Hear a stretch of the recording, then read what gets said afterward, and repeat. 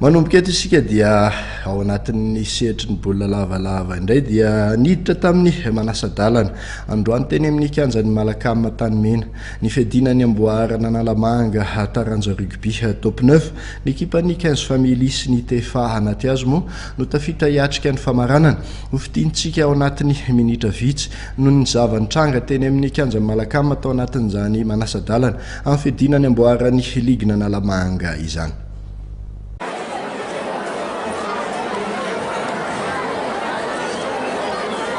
Équipe-ny 15 familles sy ny TFA anaty azy no tafita amin'ny famaranana amin'ny fiadinany amboarana Analamanga taranja rugby top 9 izany dia fantatra atao riny Manasadalana natao tetsy amin'ny kianjan'ny Malakama Tanimena androany.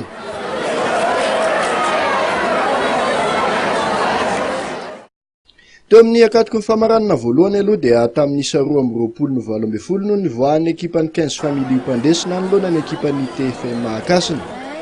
Mariana vivantarika tamin'ny 2019 ny TFMA no nioaran'ny 15 familles.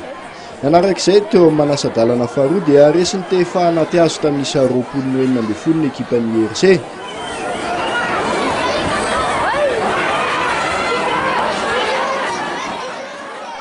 Nanatombo tamin'ny lafiny rehetra ny équipe-ny anaty azo tamin'ity fiainan'ity sady nahay nampilalao ny avant izy ireo no nahavita namelatra ny lalao tany amin'ny Troakara. Akoatra ireo lalao ho an'ny sokajy lehilahy ireo dia anisany koa ny fiaonana ho an'ny sokajy vehivavy première division.